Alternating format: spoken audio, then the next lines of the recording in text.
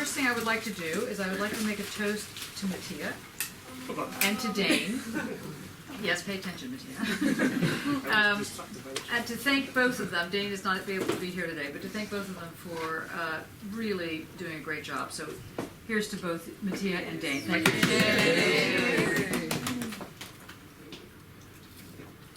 kind of like the Seder. You take 10 of these, you know. The next thing I'd like to do is to make a toast to all of you, because it was a tough slog, and you never thought you would get this far, did you? Yes, I did. Never mind. Okay. No, I mean, it's. I think that certainly the book reviews were very strong, and I have no doubt that the essays will be as well. And I think it's great. So here to all of you. Cheers. Yay! Okay, good. And now to Auschwitz. Really, I'm going to have one of these things. It's great. Thank you. These are gluten-free, sent by me.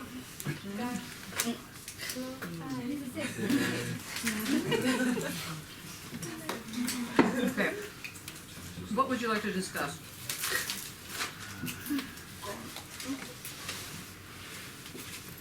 I'll break out at once. Essays, life. I'm not time for that one. They have nothing to say. Wow, that's new. I think essays would be good.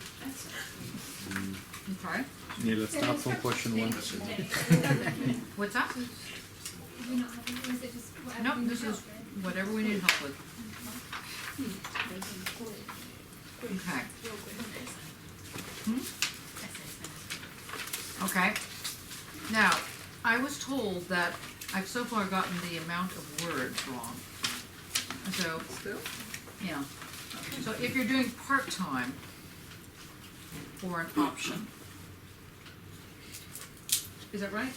Because if you're doing part-time but you're doing it as a core,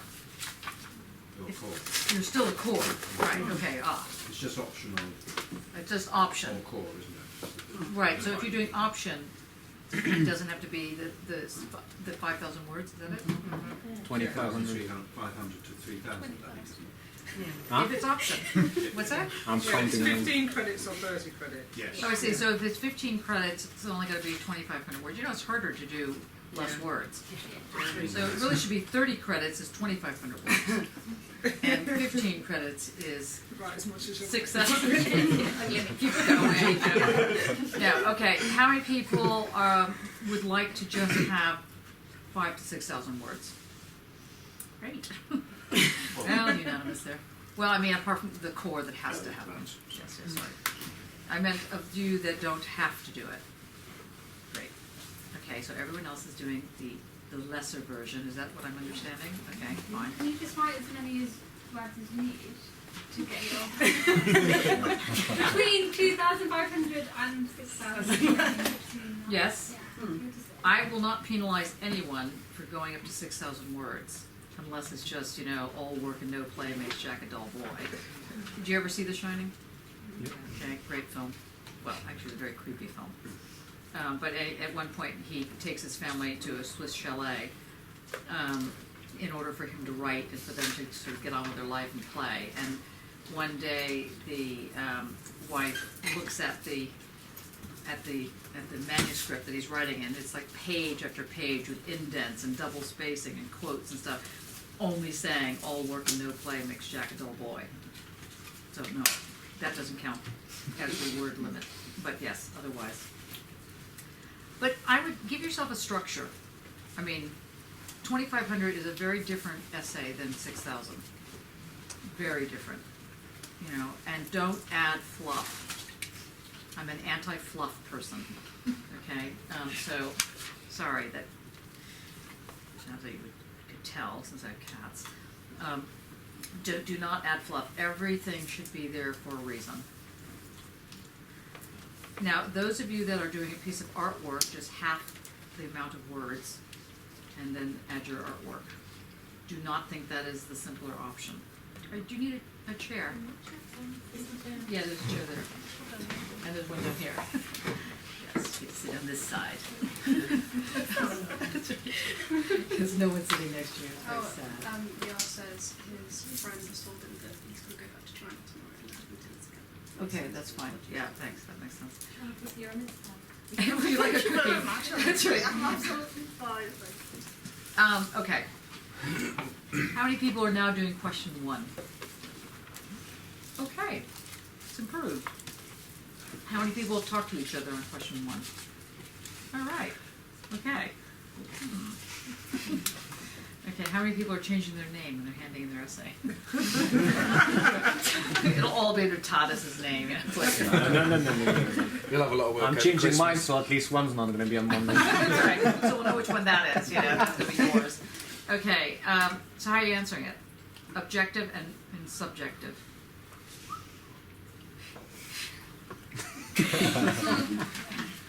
You wanted to go over the essays. I was willing to talk about life. Right at the moment, This is same your thing. Point. Okay. So we're going to start with Amrit. going through Hegel's When you say idea. we're going to start, Well, this is what we went through in the tutorial, so I think everyone's got the same idea. okay. So, well, I discussed it with Alice. Okay. Okay, well, I'm So gonna okay, go through Amrit. Everyone's going to sign it Amrit. Okay. Yeah. Go on. Hegel's notion of subjectivity by dialectics, explain all of that, and then But it does ask about the notion of Hegel's use of objective. you can't, as far as I understood, you can't have objective without subjective. Very So good. you have to. Very good. Did not fall for that. Okay. So Okay. then go on to explain objective. And what are you going to refer to? What part of the book? Which book? Preface, Hegel, Phenomenology Theory, Yes. Which translation? A.B. Miller. Good. What sections? I'm not sure about that. Success and introduction. Good. People are narrowing their eyes. Hatred. Okay. Yes. And then relate that to A.R. Weitzman 665. Wait.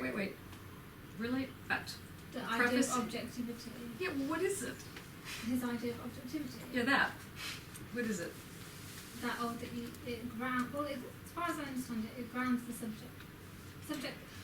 subjectivity grounds objectivity. So. Subjectivity grounds objectivity, yes. Yeah. Not the other way around. So. Yes. Okay. And if I was to relate that to Weissman, this is where I start having a problem. Wait, we haven't finished objectivity. You know. No, not really. Does anybody want to add something more There's about a objectivity? sort of problem, but there's no objectivity per se, like as far as I understand Hegel, that's why it gives me such a great headache, basically. Because, like if objectivity is grounded in a subject, then it doesn't mean that, everybody's going to have the same perception, like of the No. object. So Hegel is not talking about relativity. So do not fall into that trap. And no one does number 1 now. Move over to another one. Don't fall into the trap of relativity. So what does it mean that an object, what does it mean that something, it has a subjective aspect or subjective, it's subjective? It's ness. It's being perceived by It's a what? It's ness. It's ness. It's ness. Yeah, like essence. It's ness, yes, treeness. Yeah, that's what. Okay, right. Okay, don't write that in the essay. Okay. It's essence. We're amongst friends here, but once we get out on the real world, yeah. Okay, and so it's essence. If its essence is subjective, what does that mean about an essence? Starts with a C. Change. And how is it that he figures out, what is the very first argument he's able to put forward that allows him to claim that everything must be understood as subjective? Changes the ground. Changes the ground, but what does he start with? Now. Nout. Yeah. Which is in time, in time it's Now. called now, and in space it's called Yeah. here. Good. So we have here and now. And what happens to the here and now? It's being intuit. What happens to it? Being intuit. Being in by intuition. Oh, yeah, right, okay, but what is happening with the intuition? It does what to this here and now? Sublates. It does what with an M? Mediates. Mediates, right, and if you mediate something, you change it. And if it's not mediated, it's not changed.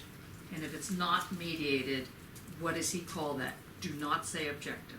Immediate. It's called immediate, yes, that's good. What's another word that's not concrete? Abstract, well done. Okay, so in order for something to be real, in order for something to be concrete, it has to be subjective, according to Hegel. So how does he get to the objective then? A little damper on our party, isn't it?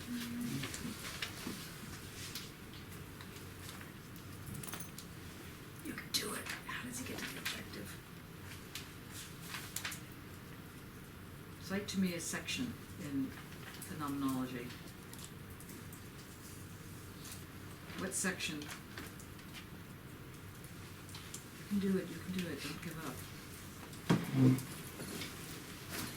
Jess is going to help, she's going to get out the section. Has it got to do with it being for itself? What's that? Has it got to do with it being for itself? Yes, and what section is that in? Is it to do with consciousness? No, you can't ask the question, you have to make an argument. That's right. When you say which section, do you mean which part of the process? No, I mean, which section are you quoting from? In the book, in Prefacing the Introduction. Yeah, but what section in that? There's like I think it's around, 100 pages. is it around 20, I think 25, I can't remember, he establishes Well, the... that's not a good argument. You're postgraduate students, you've got to come up with, remember what section. I said preface, and prefaces point, I can't exactly say 20, around 25 I think it starts to talk about being for itself and being in itself. Does anybody have the book? No one has the book? We all brought great food and no one has the book? Enough space to go. Right, that's true. Anybody know the numbers? So all the rest of you should be shaking your little boots because I'm going to ask the same questions when we get to questions 2, 3, 4, and 5. So be prepared. Yes? Why do you think it's between, what is in those sections? Famous section 20 to 25, or conceivably 36.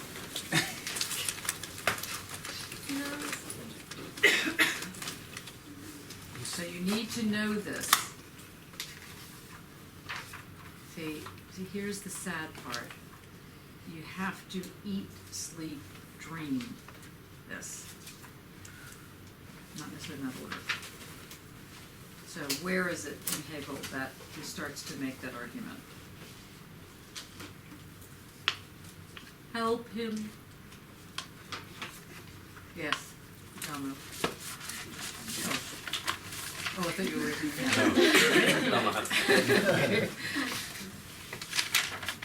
Yes. I want to say at the start. It is the start, that's true. So It starts to talk about it in the preface, but I don't know. Isn't it, this is a bit before the preface? Isn't it a bit before it? Was that section that we kept reading over and over again? Is that yes, the one? it's that very one, yes. In content. Has to be in preface. Okay, so when you find out where it is, reach for the Is that alcohol. one that you don't do it anymore? What's that? You said, oh, they don't. It was it the contents, and you said, oh, they don't to make contents like that. When you like really like explained everything that was going to happen in the book. Yes. What was it called? What page?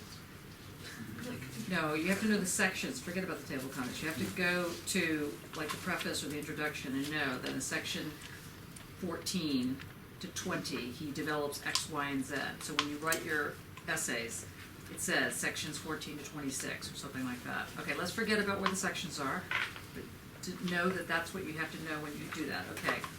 So then from that he develops the notion of objective. What is the notion of objective? Because it's not the opposite of subjective. The determinate object then. And what does that mean? So close. object which exists in and for itself. Good, where do you see that? It is 25, yes. It is 25. It is 25. Yay! Okay, good. What page is it on? It's on my notes, so I can't remember the page. Okay, well, the next step is the page number. When I was graduate, but when I was doing my PhD, there are always these kind of, you call them over here, but Page 14. page 14, very good. Who were like what we call brown nosers, which meant that you were really, going and kissing someone on their bum. And these people would be able to cite different translations. It's very irritating. Okay, so not that you have to get to that state, because I'm not saying you do, but Would you rather we didn't? that was a very, very good try. Excellent. No, you have to do those. Okay, so where does objective come in then? Where does so section 25, and so where does he? What does he do after that? Nothing. How does he get to? How are we playing now with this object-subject thing? So that A.L. Weisman comes in the picture.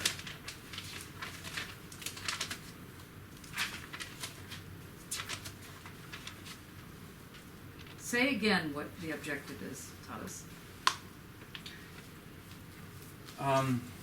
It's from that section. I think that's how it describes objective. Spiritual is actual, and it is already completed through the movement. It is determinate, absolute, in and for itself. Okay, now how does that connect with A.L. Weisman's remark of 665 as the least of all possible evils? Which, by the way, anybody watching The Good Wife? Anybody heard of The Good Wife? Yeah. Yeah. Okay, I'm just saying. Okay. There's a thing on Netflix called The Good Wife, which is actually not bad. It had such a terrible title that I refused to look at it. But I've relented, and I've now looked at it, and I'm now in season 3, so that gives you an idea. Anyway, in season 3, they have a whole thing on basically A.L. Weisman's 665. There's a whole court case they do on it. Yes, because the argument going, which is I'm sure is very accurate or very close to being accurate, is that this woman who is sitting in a drone room somewhere like in Arlington, Virginia, and she presses the button and it kills people in Syria, and it kills 12 people, 4 of whom are children or whatever, and she's charged with murder. And she's charged with murder, and the defense argues it's because she's female, and they're going on a witch hunt because there's many so-called collateral damage where people are killed, but they're not taken to court or pursued. And in every other case, they're all men. And so they put forward this argument, but what wins, she loses, she's found guilty. And that is because the argument is that those deaths were not approved by the Department of Defense because it didn't fall into that formula, which I told you about before, that formula where X amount of people are collateral damage. Proportionality principle. The proportionality argument. And therefore, anyone who was killed outside of this particular argument, this formula, and therefore it wasn't a sanctioned hit, was considered murder. Which is a very interesting... under 30, so basically in Weizman's, when he established the argument, if you go over, if you kill 29, it's fine. If you kill 30, you need to go to the president to get it signed. That's right. 29 people for some reason, it's not murder. It's right. damage. So think about how are you going to make the argument. Ouch. How do you make the argument?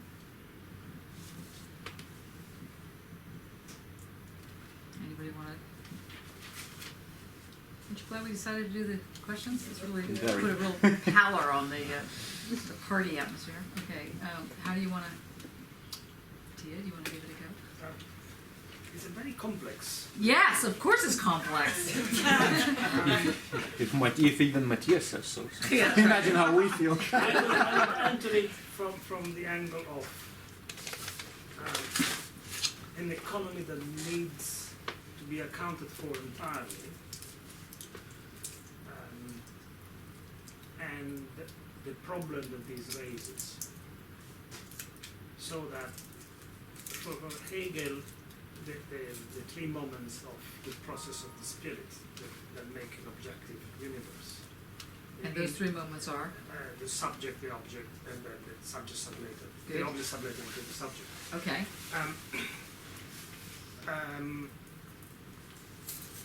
So that the object, the whole process is in and for itself. Right, It's not good. abstract, it's become Everybody clear. getting that? Nope. Question number one, people? Nothing. Slower. Nothing. Now, the problem of the 665 is the problem of an expenditure that is licit or acceptable in order to reach a certain goal, which Did anybody hear that? Yes. Is that what you're saying? Expenditure, that is what, sorry? the problem of an expenditure Yeah. that What is an expenditure when you're talking about a cost. a cost? A Good. cost. And what's the cost in this formula? What? Real lives. Yeah, death. Human life, death. Yeah. So a cost that is acceptable in order to reach a certain goal, which in the case of Weizmann is the domination, the control of Palestine, with some sort of acceptance by the rest of the Western world. And therefore, and Alice, that you're would- going to end up repeating this, so listen carefully. Okay, so that would be the in and for itself of the domination. Mhm. Domination would be the subject. The problem that the Palestinians don't want to be dominated is the object. How an economy can be installed and made functioning and functional in this situation. Okay, stop. Alice, how are you doing with Matthias's response? What are you hearing?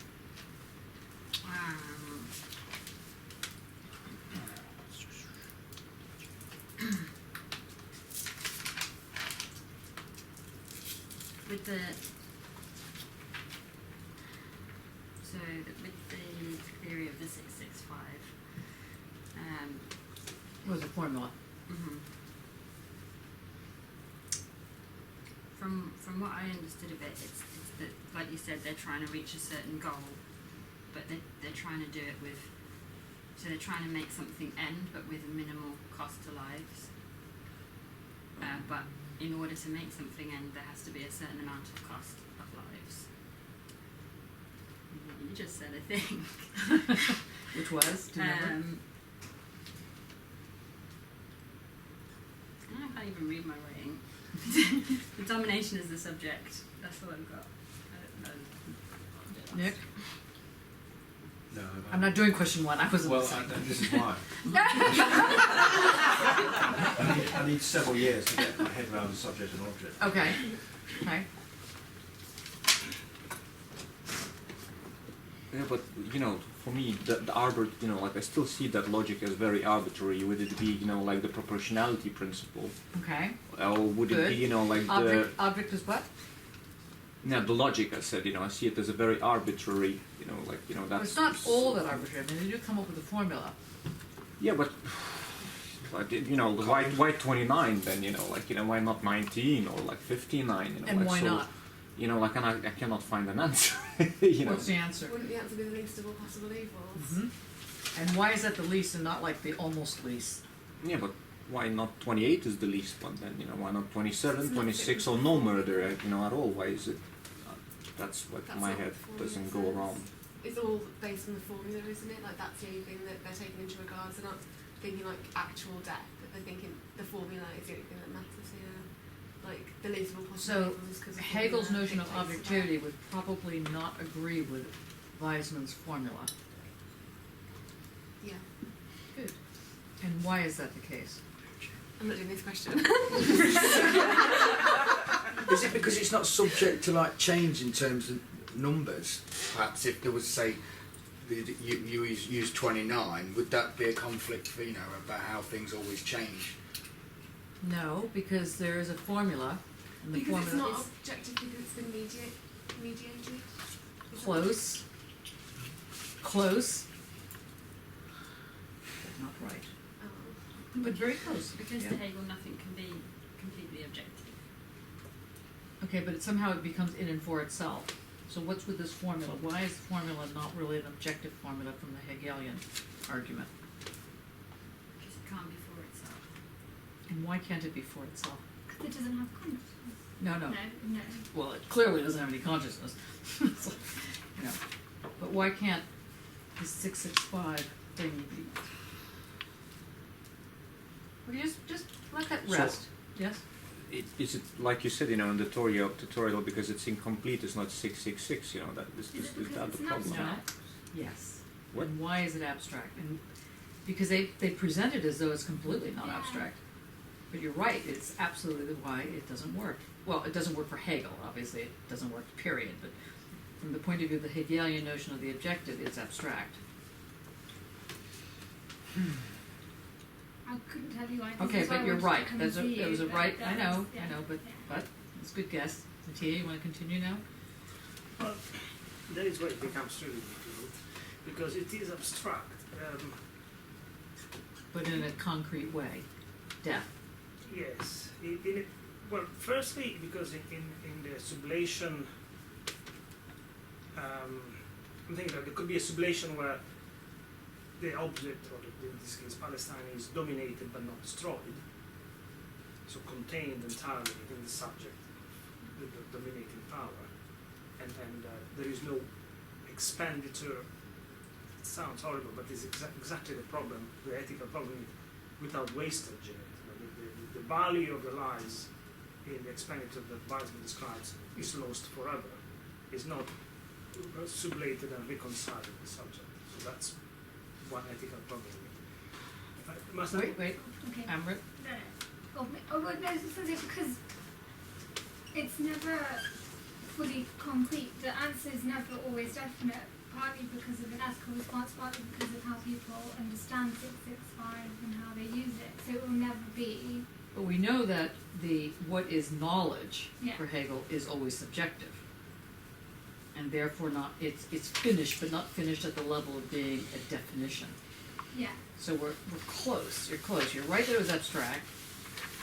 You're right that the expenditure doesn't get sublated and therefore doesn't get reworked into it. But then, of course, for Hegel, he would argue that, or he wouldn't even argue that, torture chambers are part of the process toward history, of the progress of history. So he doesn't make any distinction.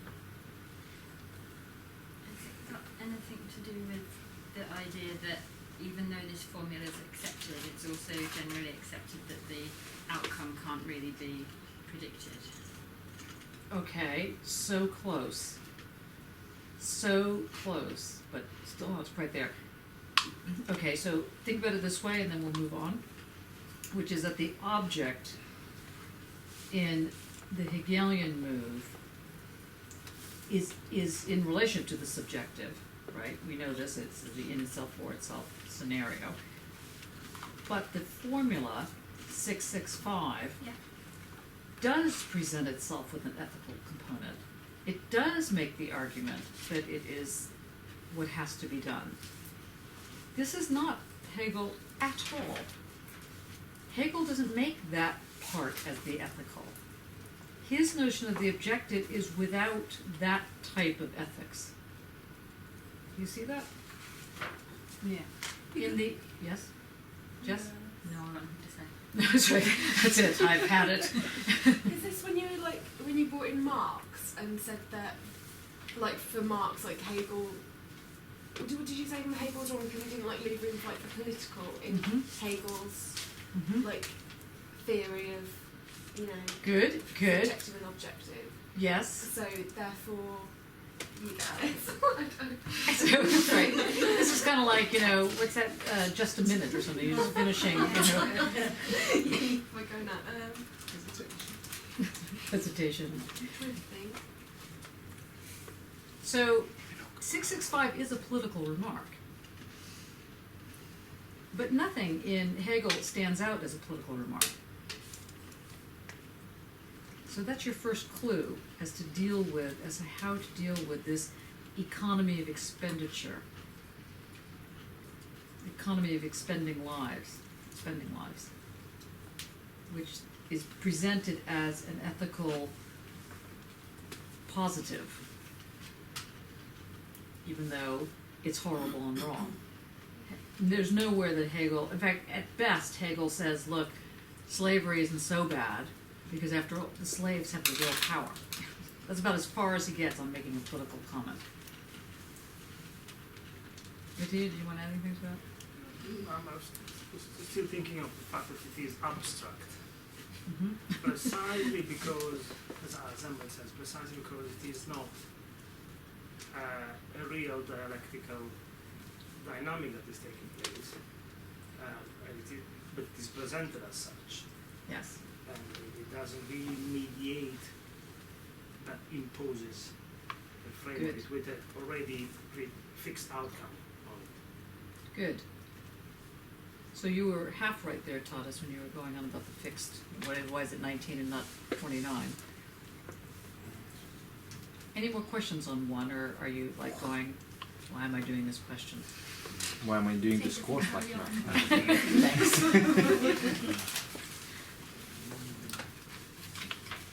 Which standard? Oh no, I just said if we carry on, I might feel like that. No, it's good. It's a tough question. Did you have a question? No, Nick. No, I'm No. sorry, I'm absolutely muttering to myself on my own. You keep asking me things. No, because you don't play the same thing. Oh, no, Wait, no. I'm just feeling horror. Okay. Well done. Why are you even doing this question? That's right. He's feeling horror on your behalf. I'm just thinking forward to the next question for one. That's right. What was I going to ask? Okay. Question 2. Any more questions on question 1? Are you okay with question 1? You're going to faint. Okay. Do you feel okay? Do you feel solid on this?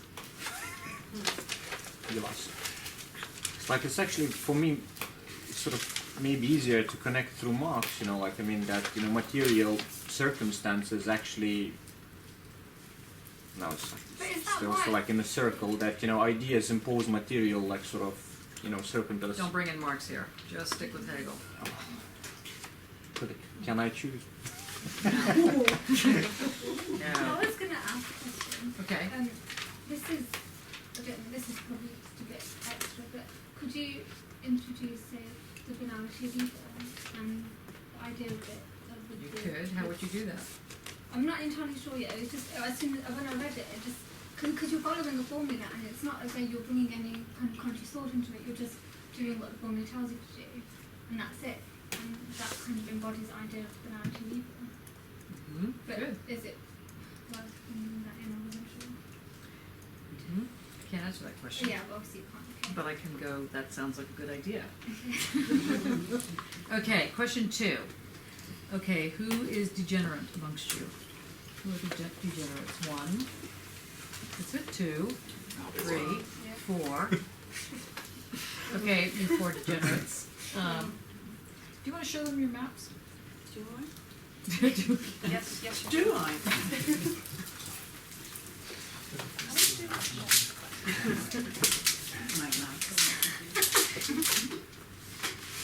This is just a beginning, right? Now you have to go.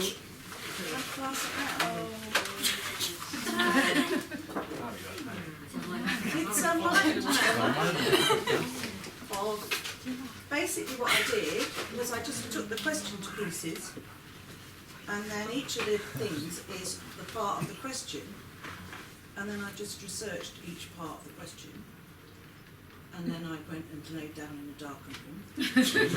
And then what I've done now is to take each section, so I then think, well, what am I going to do in the introduction? So I've then done another one somewhere, a smaller version of the same thing. You might want to pass You're like a ring girl. Yeah, you go around, walk around. Just need some high heels and shit. I don't know what's this. So you can pass this around. Put £5 notes in your shoes. Oh, Yeah, and then so they then broke them down. Yeah, but there's the introduction. Then.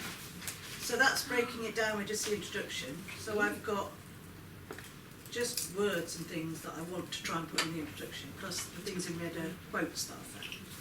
And then I did each section of the essay. So the next one is modern in art, question. And then I've got a section on reason and doubt, which was another part of the question. And I think on the back of that one, I then tried to dissect the three people, which was Kant, Descartes and Arendt. I read what her name is called. So I've got a list of their main things. And then I can try and relate those three columns to the actual question when I get around to that bit. And then I've got a section which is the artists, which is the three works that were mentioned in the question, plus coming up to date with Don't get upset. Don't get works upset. of art now. People said you walking out. I'm Yeah, sorry, that's but I'm sorry, but I did teach for 30 years, and this is how I used to tell the kids to do it. So, and then hopefully all I've got to do is to get these little bits of paper and sit down and write it in sentences. And It's the theory. what else is missing on there that we went over today? Yeah, that's right. What's missing? Now, Conclusions definitely missing. page numbers. Oh, the page, yes.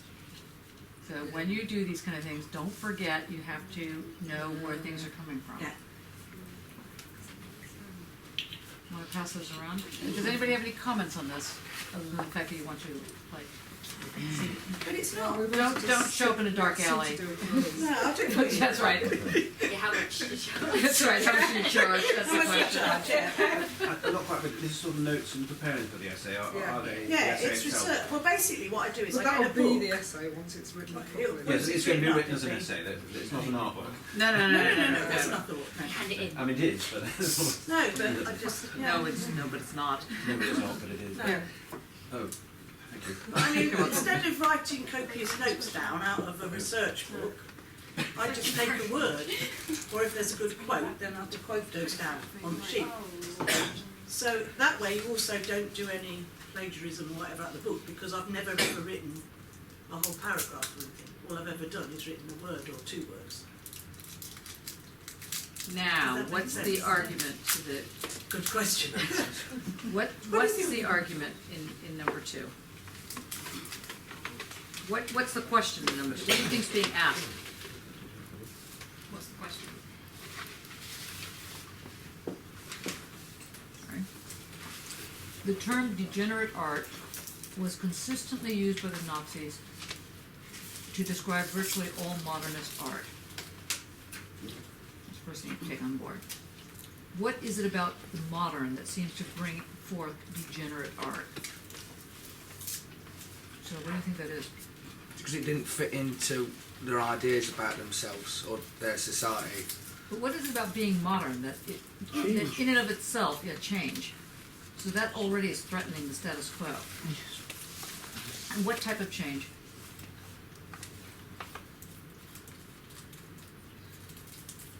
Mediator each other. Well, true. You have one group that's totalitarian, or a big force basically, that is saying this is our version of what art is, and another group of people, not necessarily consciously in opposition to it, but for whatever reason are doing something that's quite different.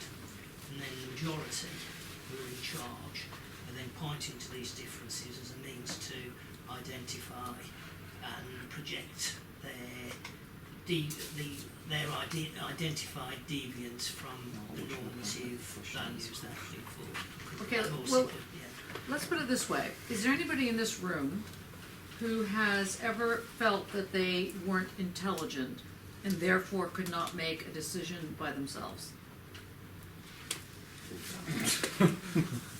Question number I one. would say probably a lot of you. Okay, now, luckily, in a way, you're living in a time period of modernity where that is considered, let's say, a neurotic aspect of your personality or even your own fault, which is, another annoying aspect of, that's the downside of everything. But in a lot of cultures, to think outside the box or to even think you could think outside the box, you would be a heretic or you would be a bad person. whatever. So the very first thing about modernity is that it is understood as being degenerate by a lot of people, and not just the fascists. By any group that cherishes cherishes certain kind of relations that have essences like blood relations, like family tradition, honor codes, any of that. So anybody who starts questioning it is going to be in a problem, and will already be considered degenerate. Haven't you ever been accused of being degenerate? Yeah. Not necessarily that word, but I think like certain insults maybe I might have had off people, or people describing my behaviour would probably, or stuff I've said, maybe they'd probably say that. I mean, no one went up to you and said, you really do not fit in, so you must try to fit in. Did they put it like that? Yes. Yes. Mm. Who said yes? Me. Oh, yes. Taking the class. Yes, and how is it that you did not fit in? I don't know. It was just me. Not really. It happened several times. It happened in school. It happened in art. It happened at work. At war? At work. No, work. Job. Wow.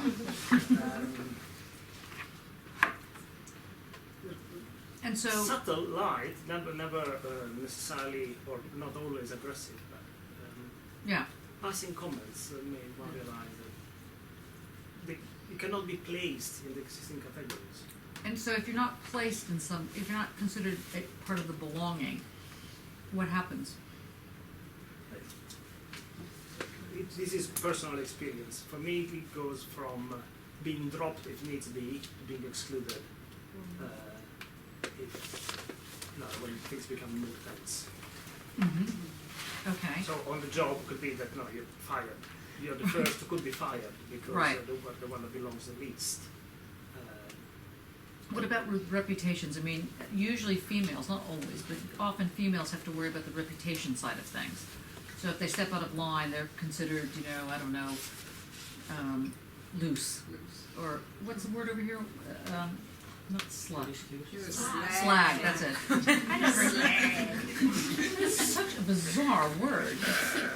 When the first time I heard someone yell it, which was at me, I had no idea what they're talking about. I just thought, wow, that's interesting. You're saying it with a lot of anger. Obviously it's a bad word of some kind. But I was sitting there analyzing it because I wasn't quite sure what was being called. I mean, I was being called something, I knew it was wrong. And I didn't understand why I was being called a slag, because, I was like dressed in leather. So, I mean, I wasn't doing anything, I was just walking around leather. So it seemed, I can't remember where I was, but I could have easily been in a grocery store. Someone, yells slag. It's kind of like, wow, what does that mean? That I like tuna fish, that I'm like cheeseburger, what is that? It was very odd. What would be the American English? Slut. Yeah. I also think that there is a level whereby some people actually don't know that they're being excluded. That's right, that's always a tough one. Yeah. Especially if you're trying to do the excluding. Yeah. No, really. That person I always call my only fan. A moth. A moth is someone who stands by you thick and thin, and it always ruins your life because of it. No, I must stand up for this person because I believe in them. And they're like, if that person's on your side, then woo. Yeah, Would it not be easier to exclude someone if they didn't know they were being excluded in some ways? Yeah, probably. Because then they can't actually react necessarily to it because they don't know it's going on. It's day-to-day kind of things that affect them. So let's get rid of that group that doesn't realize they're being excluded. And let's go with the group that does kind of realize they're being excluded. But isn't there also in the group, certainly in my experience, that I was clearly told I could be excluded, but because I had something of value, then I wasn't? And what did you have of value? I was better than everybody else.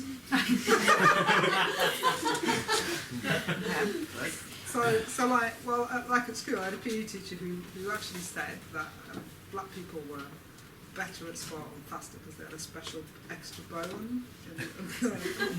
Wow.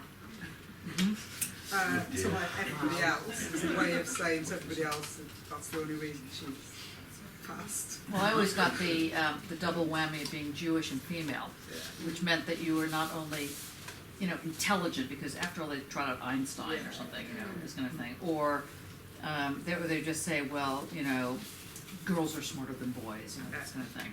And if you say, well, actually I think I'm a boy, they're like, well, you're not, because you're smarter and you're Jewish. And I was like, And so there's that thing where you know that you don't fit in, and they wouldn't want you to necessarily fit in, but they can't. so, but as a child, you might have those kind of like, really? But as an adult, something else happens. Like, I once had a therapy session, not that we were all laying on the couch, but I had a therapy session where the therapist said to me, when someone, starts to exclude you like this, or, do a terrible thing, because, sexism, misogyny, all the rest of it that goes on everywhere you work. And, what do you do? I said, well, I become really aggressive. She said, why do you become aggressive? I said, because, I said, yeah, you think I'm like that? Well, you have seen nothing yet. I get like that, Yeah, you get more. I used to get more. Yeah. Now, there's a connection between that and this thing called degenerate art. If you start being seen as this outsider, or not only just seen as an outsider, but actually are an outsider, there may become a tendency, and I don't think this in a psychological sense, there may become a tendency where, in fighting back, you just inhabit the aggression and just throw it back in a more aggressive way than you can think of. Does that sound familiar to anybody? Yeah. It worked for me, up to a certain point, No? I mean, I was once, again, I'm wearing my leather, adventures with leather, anyway, and I was wearing a particularly ridiculous outfit, in the olden days, in the gay liberation days, they used to have these, hats that you'd wear, these like S&M hats. I'm very proud of my hat. And unfortunately I sat on it.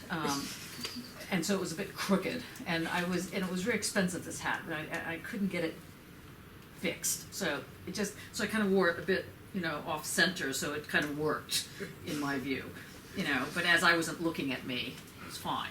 Anyway, and one point I came out of a tube station, because again, wearing this outfit in public, and I was surrounded by about 14 young boys, and they all started hooting, like, coming in, and my only worry was that they were going to steal my hat, and I really didn't want that to happen.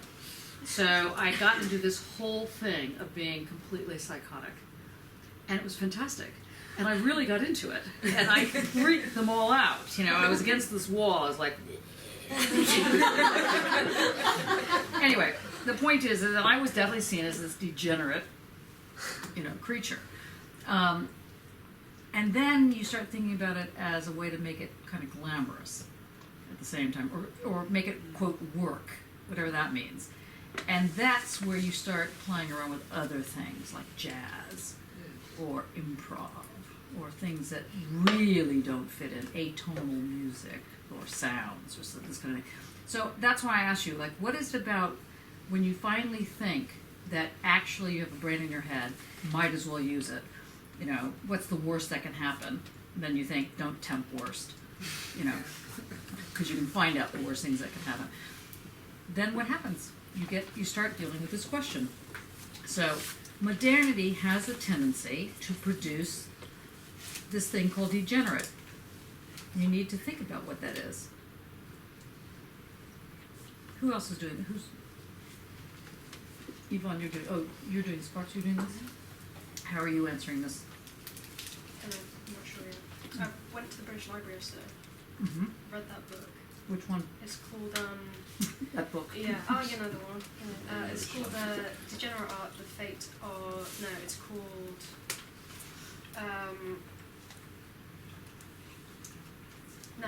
Degenerate Art: The Fate of the Avant-Garde in Nazi Germany. Right. That's what it's called. Who wrote it? Loads of people. Okay. It's lots of essays Mhm. put together. When did it come out? Like 98, Good. maybe. And why do you think it came out then and not 1947? Probably because they couldn't write it in the first place, and also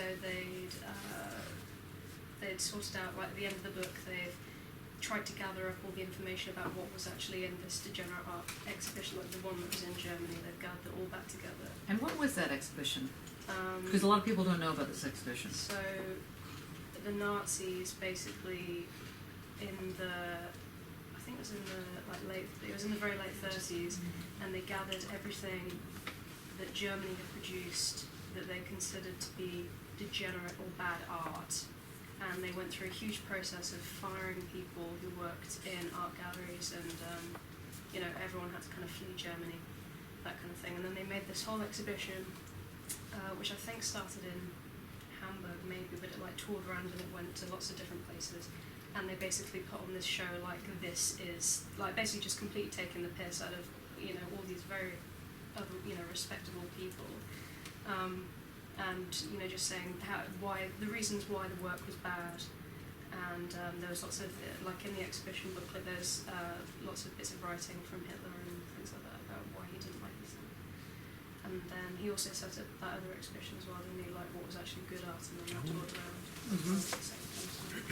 So of course there became this whole thing that there's no such thing as bad art. We know is a lie. Okay, it's actually bad art. But anyway, and also the argument that anyone can be an artist. There's a lot of ways you can take this question. A lot of ways. So that yes, so you can talk about this, the way in which something is named as degenerate because it doesn't fit in. Something becomes degenerate as a political position. Like to inhabit the degeneracy. I mean, that was a big aspect of a lot of different movements. If you took on the word nigger or cunt or bitch or whatever the thing was, in order to be in your face, like this kind of thing, the whore, yeah, Mattia? No, I was thinking of... No! No, I absolutely agree, but of a situation where there are officially no differences, and yet everybody is made into the outsider. When you don't have it here any longer, but when I was 18, I had to go to the military medical visit for 3 days because there was still a universal draft in Italy at the time. And I spent 3 days in the barracks. And the attitude was that every one of us, 18 years old, to be soldiers, or soldiers to be, was degenerate, was the outsider. Nobody fitted it. Huh. That was the attitude that the army took in order to literally make us into obeying bodies. And in 3 days. No, the year training, but the atmosphere was there already. Wow. And that is true of a lot of the military. They do it's called hazing, where you just yelled it till you finally break, and then you are able to be molded. So that's another way to take this. I agree with that. In the military, and it was said, not that I'm being country partisan or anything, but they said the British Army was particularly one of the best in the world because it was the best in the world at doing that kind of thing. Yeah. Whether that's true or not, but I think it probably is true because the people who tended to be in charge were in usually a higher caste system, the ones below, but for several hundred years they could really kick the gophers into whatever direction they wanted, and they ran. Whereas other soldiers perhaps didn't run quite so fast, and that's why the British Empire occurred. They were more intimidating. Well, that's one reason. Yeah. I mean, and then there's torture, for example, which in fact is just coming out now. And one of the aspects of torture that works, like a charm, is humiliation, calling someone a degenerate in a way where you can't escape. So all of that you need to take into consideration. One of the big so-called degenerate books that I was very excited to read was The Well of Loneliness, which, didn't sound like a really great degenerate title, but I persevered. And this by this woman named Radcliffe Hall. It was banned. And it is, it's not a boring book. It's a very interesting book. It's the story of Radcliffe Hall, the story of this woman named George something, her last name, who is like the example of the butch dyke, and she's in love with all these women who are feminine looking, and they're straight. So her plight is that they always want to go off and get married, and she has to live her life. And her father understands this and gives her horses and a in a library. And I love this book. I couldn't understand why it was banned. It was like totally so not degenerate to me. It didn't make any sense. But it wasn't that exciting either. It wasn't like there was like torrid sex scenes or anything. So think about what manages to become obscene, degenerate. How come something is made into an us versus them? What's the strategy there? Why is it that modernity tends to produce otherness, or tries to produce otherness? I don't know if it really does it that well.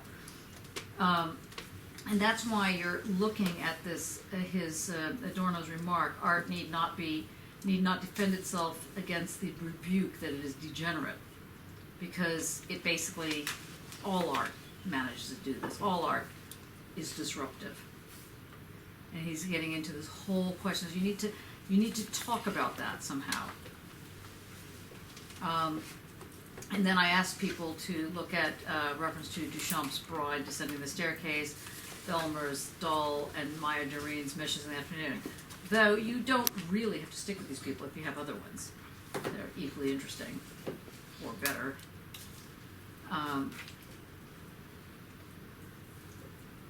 And then the so-called bonus point is, how would this thing about, how would this thing called doubt enter into this? How do you think? Those of you that are doing two. How does doubt enter into this? The Cartesian doubt, not the I don't know what I'm doing doubt. How does doubt enter into this? What does doubt do? It gives it a ground. Brilliant. And so what could conceivably degenerate art do? Making full doubt and gives them a ground. Yes, and what? How does it do that?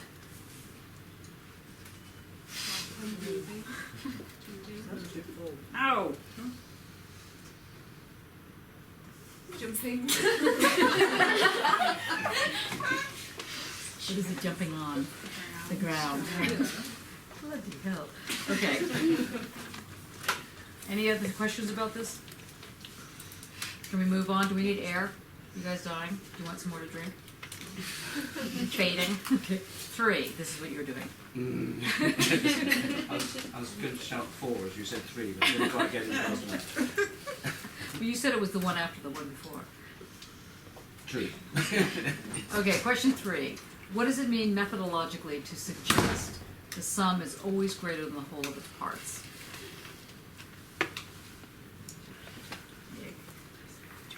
Well, I've sort of got a plan. Is anybody else doing it, Melanie? Is anybody else doing question 3?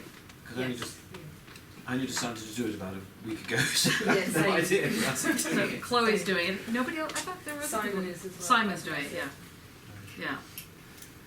Yeah. Well, I mean, as a sort of starting point, to look at the same, because obviously it's derived from the whole is more than the sum of its parts. Yes. And in a weak moment you did admit that that's what you'd actually meant, but...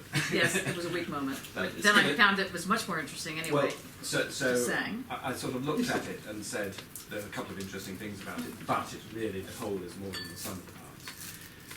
And then I think for sort of Hegel, I think that sort of got 2 meanings really. One is the whole. Yes, Geist. meaning. Geist, good, excellent. And taking it all together. Mm-hmm. There's a sort of another way which I just sort of twigged. Also, it depends whether you look at what is a dialectic. Is it a sort of once round the little circle, or is it the whole stack? And so that needs thinking about. And what do you think that your gut feeling is? Well, I think it really depends where you. The gut feeling for the Geist, it's that particular stack for. Working from, sense certainty to the Geist. It's what's in the phenomenology. From the now, yeah. Yeah, in the phenomenology. But I'm very confused about the difference between that and the history one, which I won't have time to read, obviously. No, don't do that. Or any other. I'm not sure. But the impression I get is that I can't sort of make it real for me to know. I'm sure we're not all meant to be going around thinking the thoughts that Hegel's thinking. It's all sort of happening simultaneously. Right, And that there's yes. this massive sort of whirl, buzzing, whizzing thing of dialectics going on all the time. So that's a sort of massive hole. So I was going to sort of Great. think about that. But And that's spelled how? that's, sorry, How is the whole spelled? WHOLE. Okay. Not HOLE. No, that's No. the one. That's the one I'm in. You're digging down there. Yeah, well, that's good. I'm just wondering whether it's time to stop. But for Hegel, I think for me, and this may not be right, but anyway, it's how it is for me. The difference between, I mean, the whole thing is really about Hegel versus Adorno, isn't it? Mm-hmm. With a couple of other people in between. And Little boxing match. well, and They have perhaps, the a few, little outfits and perhaps a on. few more, because I just don't know how I'm going to get 5,000 words. So I might add a few more in just for the sake of the journey. You know, Paddington Bear. But I think the difference is that Hegel's system is closed. That's the whole point of Hegel's system. It's a setup, basically, to demonstrate the Geist, or for the Geist to see itself. Or But something. it's not closed at the level of no movement whatsoever, because change actually happens in the system. Within it, Yeah. within the system, but sort of tamper with the system at your peril, I suppose, is what I'm saying. Whereas Adorno says, no, we've got to open it all up. Okay. That was how I was approaching it anyway. So I was going to do it for Hegel, and then because I sort of really don't understand, I was going to take each of the things that are mentioned in the question and and then say, well, you can look at it as a whole, or you can look at it step by step and then talk about, I don't know, sublation. And can't you do both? Yeah, I was going to do both, yes. And then move on to Adorno and say Adorno would sort of accept all that as a good system of thinking, but he turns it on his side, and sort of the ground is It's the process. Good. He's interested in as a system, not as a not at the end result. He's not really interested in that end result because it's, I don't know, 100 years later, and it's the Weimar Republic, and it's all gone wrong, and it's still going wrong, and it's about to go even further wrong. And he found himself having to put up with Hollywood or something. Sorry, I nearly said something very rude then, which it wouldn't have been appropriate given your country of origin. So he's looking for something a bit more sort of wild, and hence the indissoluble whatsits and all that sort of thing. So that was really how I was going to sort of approach it. Okay. And what is an indissoluble something? Indissoluble something. Well, again, Indissoluble what's it? when I first read it, I find Adorno almost impossible to read. I'm going to have to do it with a broker, so to speak, using someone else. Do you know? Have you been reading Susan Buck Buck-Morss? Yes. Yeah. And And what just about sort of- Martin J? I haven't actually. He's too very late, good. I think probably. I've seen it referred to. Anyway, I own Hamza as an I own Hamza. I forgot what else I was going to say now.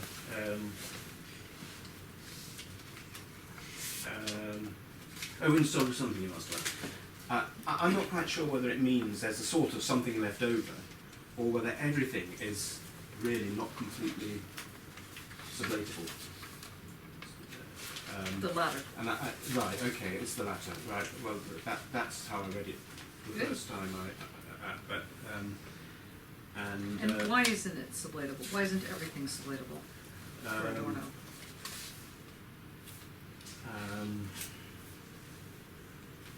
Well, I think he's. I don't know if this is the answer, but with Hegel we're looking at sort of pure concepts, and with Adorno we're looking at culture and people and business of the senses. Aren't you doing this question? No, you're doing 5. Oh, sorry. Somebody else is doing this question. Chloe, have you been working on it? To be honest, I went off on a bit of a tangent and started looking at quantum physics stuff over the last week and relating it back, As you so do. I haven't looked at the readings Actually, that much this week. that's the trouble. It's much more interesting to build on it than it is to Absolutely. talk about it. But do that then. You do quantum physics. I was looking at complexity. Complexity, brilliant. And So- how did you connect that? That's excellent. Well, because I think you have to argue very hard to say that Hegel's dialectics, even if you take the all singing, all dancing, all buzzing version I described, that really Hegel's doing his best to keep it complicated but not complex. Right, And Adorno is doing his best to open it up and allow it to be complex. right, without it being multiple systems or positions. Well, I was only going to add that little bit on the end, so I didn't know. But, so how does oh, I see, you don't mean complexity as in mathematical complexity. I mean, as complexity theory type thing. Yes, I think I probably do. Well, it's all. Okay, good, so how are you using that then? Well, I haven't really. Okay. I just See, noticed there that. will be 5,000 words. Well, it would be if I could finish the damn thing. I mean, starting it would be a start. Now you are sounding like Mattia. That's Cilliers. There's a book by a chap called Edward Cilliers. Is it Cilliers or Cilliers? Oh yeah, no, don't read that one. Well, it's taking me where I want to go. It's not a serious book. If you want to read an introduction to complexity theory in relation I was to going to say Hegel, Cell chap. is Mark C. Taylor, The Moment of Complexity. Well, this is all very well, you see. That's a particularly good one. Write it down. How many That's right, don't fight this one. Just the key word to Moment use of complexity. in these because I'm working on complexity. This is why It's Very his whole right. thesis, his whole I had to PhD. come into this. I'm Is just doing this little essay. the notion of incommensurability is key for this, because in Hegel, every moment of the movement of the Geist, of the spirit, Then. subject and object, and the dialectic of sublation, every moment is commensurable to the previous one, because it is And precisely. what does the word commensurable mean, in case people don't know? There is a ratio for measuring it and translating it. And actually, the dialectic is the ratio. That's what. Yes. Okay. Why are you making that face? John was making a face. Because that's in Leotard, is it? Yes, it is. Libidinal Economy. economy. Well done. Okay. Yeah. Very good. While John was suddenly switches the in emerging, three. the emerging processes of the emerging process Yeah. of in complexity, to boil it down to one sentence, generates, does not produce, and then I explain the difference, generates properties which were not foreseeable or predictable in the previous state of the system. Right. That's the sort of point I was going to leave it at, which is, wouldn't Adorno love that? Yes. Where Hegel wants it all to be sort of nailed down and predictable, and it's all going the same way. And if it doesn't, slap for wrists. Well, it will. In the Hegel system, it will go Except to the that guts. his nailed down and whatever is still, he's not doing the Platonic forms, so that you just have, something gets repeated, but it's the form of the thing. And on the other hand, he does say that contents change. So he is willing to talk about the changing bit of the content Right. of something, let's say. Right. So if he's not going to do the forms also change for him. I thought really the difference between Hegel and Adorno in those terms. I'm looking at complexity at a very simple level. It's all right. Is You're that doing a Hegel good saying job. it's You're got to doing a end good like this, and Adorno saying let it be, sort of thing. We want it. Adorno is John Lennon. Leave your going out of but just this sort of, for me, what it is I like the idea that things aren't fixed. I've actually found a good theory which is heading that way, and that's how I Brilliant. got. But that's excellent. Diverted away from the essay. Or at least that didn't say anything about that in the question, so I wasn't going to go too far in that direction. But Push it. That sounds good. for the actual question, I was going to sort of go through sort of step by step and just try and make it a sort of gaining situation, where the whole is more, which adds to the whole system. But on the other Because that's hand, the meaning of this the is term. not, we are not in a normal moment. If the way in which you set up the argument takes you on this kind of path that leads you to the complexity, that's fabulous. Especially if you get into incommensurability and so on. A lot of these things that are in the question to give you markers, so that you can figure out, if you get lost, you can sort of, like you have a rope and you're sort of going along it. But if you think, wait a second, maybe I might like to free fall, I would do it. I felt able to do that if I had any words left over. But But now you have too many words.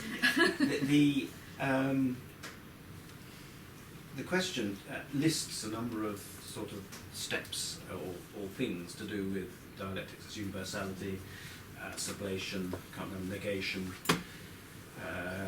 immanence, stroke, transcendence. That's those sorts of things. So one needs to sort of try and apply that the whole is more than the sum of the parts for each of those. That's the way the question was set.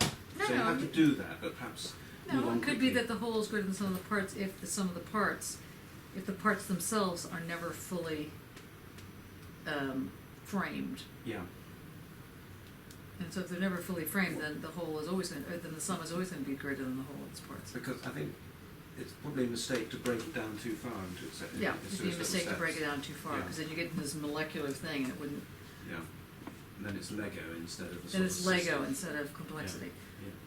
Good. John, what were you going to say? No, nothing. No, okay. Anything else? Sue? It's too complicated. I'm not doing that. I'm just thinking about it. Does it mean that the act of bonding within the parts creates something additional? Mm-hmm. Good. And that's what I'd be trying to Mm-hmm. explore if I was answering that question. Well, that's the meaning of it, isn't it? I was wondering how to say this, so I invented a term, I can't remember what it was, conceptual gain or something like that. Yeah, excellent. Just to say, how do you make this work in what was actually a purely, because you don't have to have a system that works, you only have a system you can think, because it's all conceptual. Well, you do have to kind of have a system. The that works. system makes sense, but, it's not maths. No, but remember that he is talking about some form of rationality. Yes. So it has to make some kind of sense, logic sense, Yes, analytic yes. sense, yeah. Conceptual sense. Conceptual sense, yes, yes. But the conceptual sense is not abstract sense. Yeah. It's concrete conceptual. Yes. Can we open So- the window there before we Yeah, have like the entire room pass out? Well, it could be Can you do, that- no, Jamal? I was going to ask, I don't know, it's not what I'm doing, but you know the idea of latency? Yeah. You say you've got these components that don't exist, but say they come together and then there's a catalyst. Right. Then liberates this latent heat, which isn't perceived as a concept in their singular parts. When it comes together, okay, it comes together, but then at that point the latent heat becomes apparent, and then you use that as a concept, saying something in addition to the whole, rather than just the whole. Yes, good, that's right. You understand that? Sorry, I was listening. Don't worry, no. Okay, we're gonna take a quick break, because we have a lot of people that need to take a break. We're gonna take a quick break for That's 7 how you minutes. approach the concept, isn't it? I mean, I don't know, I'm asking the question. Well, I mean, what I said is, And then come back. if I was We saying need a it's little just break, three because people are going in and out using the loo and stuff. So we'll take a little break and we'll do questions 4 and 5. If it was biochemical creation. That means getting up. Moving. But you can use those as concrete analogies to formulate the concept. Yes, yes. I mean, I'm new to this. I mean, when Now I'm wishing I would do like, you know, sort of question 2, because I feel I have something to say about 2. Like 1, yeah, but then it means, you know, like, you know, another book's like marching in, you know, like, and I still only manage 1 essay of the 2, so, and or just in general, I don't know, like, you know, modern like art and progression of categories, you know, like, and progression, you know, then, you know, sort of a clear cut, you know, like, of, you know, Nazi or totalitarian to not break down, because it's like stirring stuff up, you know, and it's like making a soup of things, you know, instead of like having, you know, like a carrot and whatever, and mashing stuff up.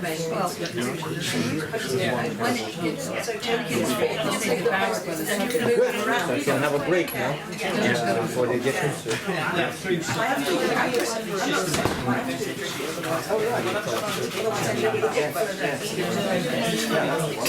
I love that. Great.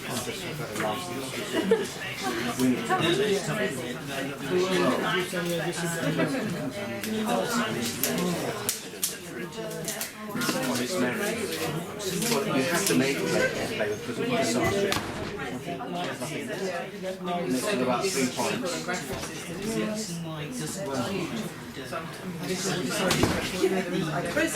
Certain time, I mean, I've got books I can't read.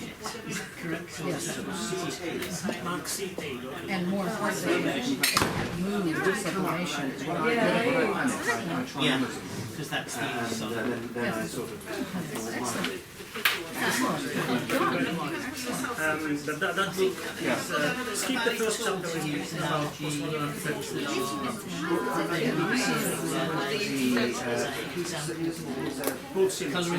Careful about that, because once is such a term that's It's useful, but it's linked to the so just keep running Oh, that might be I skipped. Oh, I wanted to know what it was. Actually, what you just said, I skipped through it on Google Books, and it mentioned because you got a lot on your plate. This is good. You don't need to be overloaded. the book's called Yeah, less is more here. and postmodern is something still worries about me. So I thought, oh, independent. Yeah, I mean, Adorno doesn't speak to everyone, but it's yeah.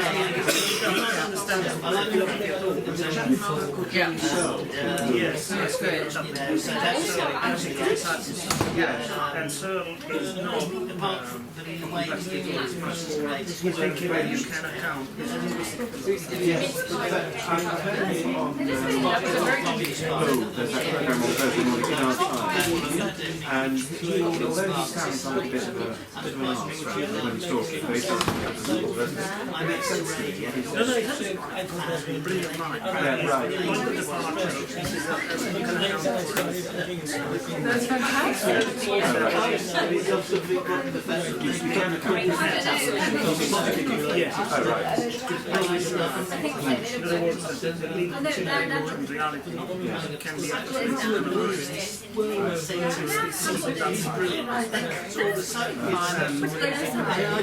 Which would imply that you can reduce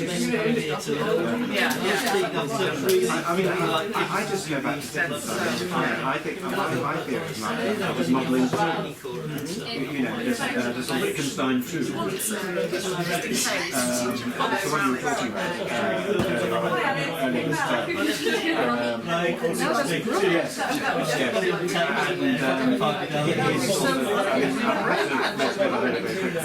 yes, you can't. So how are we doing? We're almost there. But the gist I got was basically that we're sort of making a mistake of see language as a sort of clear framework. It's something we've developed which works.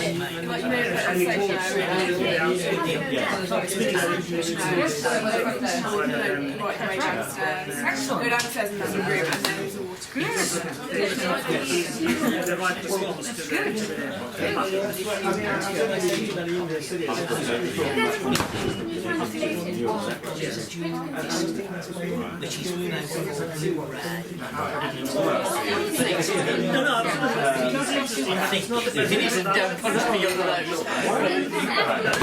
things that you've said in relation to stuff about the soul, but you said you also did but they say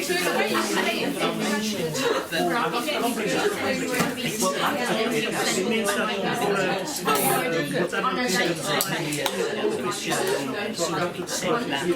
very hard, and I was making complex thing, but you only need to do 4 or 5 simple things, and then put them all together. And basic examples of which is the yes. strategy and she's just like well, I don't know much about it, but the idea is that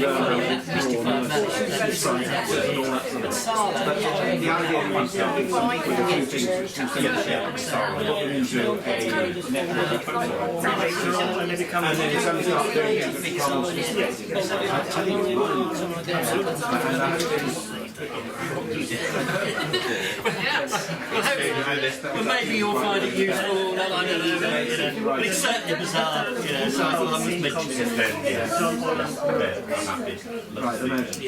John, is that Holland? Right, I think I saw that one. it's a far better book. But I would John, I haven't seen this. I've got a copy of them. Yes. Yeah, it's quite. because it's an overview of the whole biology side, And the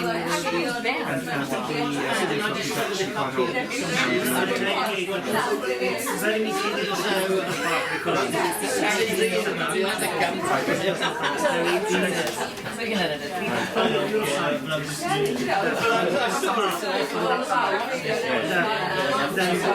philosophy as a student.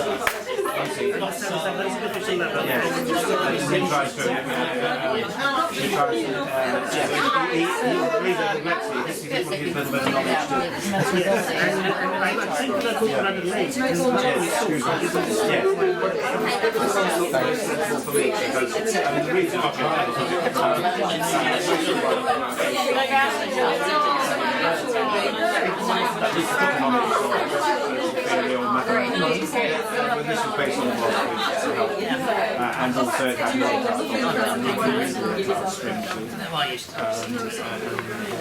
anyway, I'll see if I can get that other one and find it. I only have the time. Christmas we have a new it takes me about a day I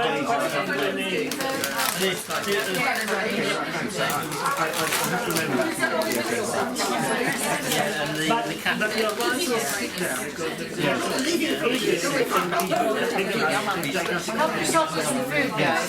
Complexity is negative and this one can I don't think it's so big. Okay, we're ready to roll.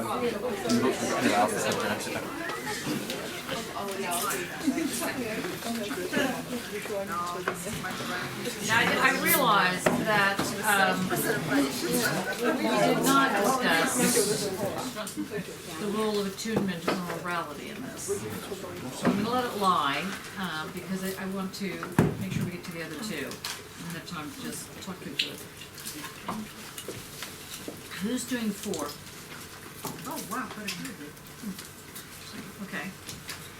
So, Kierkegaard relinquishes the role of death, murder, and commitment to a particular type of faith, somehow linked to a teleological suspension of the ethical. Derrida amplifies this move by suggesting that it presents a secret and/or gift. Analytically assess, relying on their arguments in relation to your own secret. Okay, so Guy, you doing this one? Right. John, you're doing this one. Yes. John. John, how are you doing it? Well, it's my secret. It's my secret. No, I was kind of started to actually read Period Trembling. Okay. Again. And again. I'm trying to go through it. Yeah. Okay. So in short, you're not going to tell us how you're beginning. What's your secret? What's my secret? I'm suspending teleology here, do you think? I'm not sure. I'm not sure what the secret is yet because there's lots of secrets. Okay. Anybody know what a secret is? Johnny, I've got a question for Okay. you. No, but so you know when Derrida's talking about the double secret and like the secret that's like then got, and then that in relation to Abraham is the secret that he tells his family and the secret that he has with God. Would your art making be the secret that you have with your family, and then there's the secret that you have with yourself, which, like in terms of like your own secret being Why an artist? why would the art be a secret with your family? No, I don't mean like that. I just mean in terms of like the way it's laid out as like the double. Don't be so literal. Don't be like that literal. Too literal. Anybody give another guess on the double secret?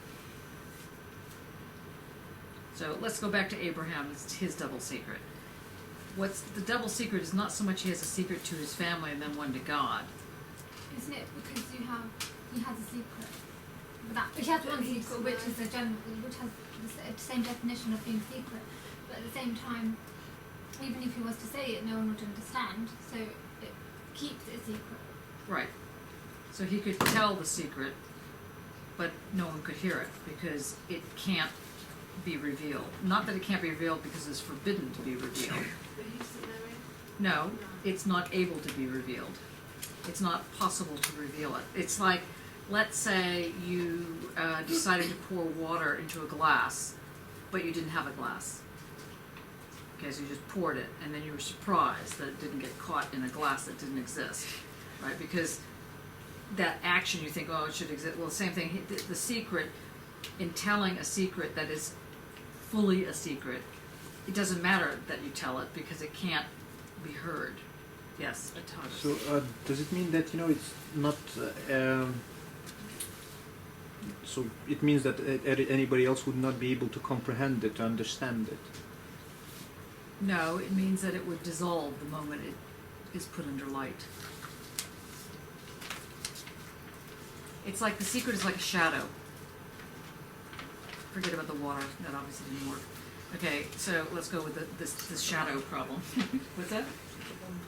It's like a vampire's secret looks into the mirror and realizes it's not there. No.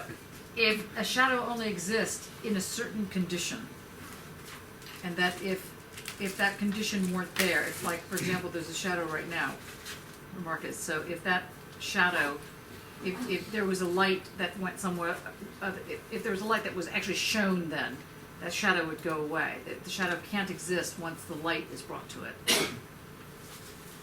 What would have happened if Abraham had told his secret? Probably would have been murdered. I don't know. But it wasn't tellable, so that was part of the problem. You know that other people said, who told the story? Yeah, Was that Johnny just learned to them? yes.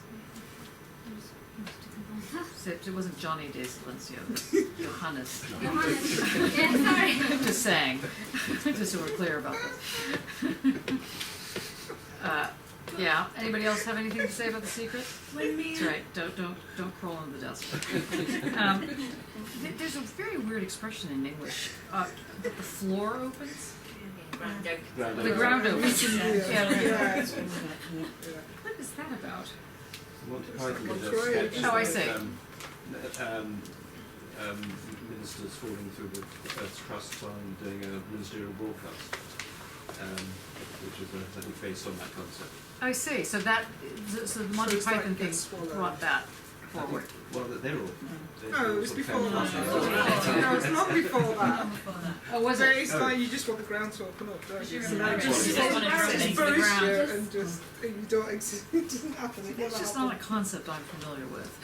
I mean, Is there nothing It's a similar bit like an in ostrich buried his head. American language? well, it's not to say that in America people don't get embarrassed, Oh, no, but no, of course. But I remember there was this very weird tube ad that said that if you didn't pay, like the conductor would embarrass you, and they had people like holding the arms and their veins were popping out of embarrassment.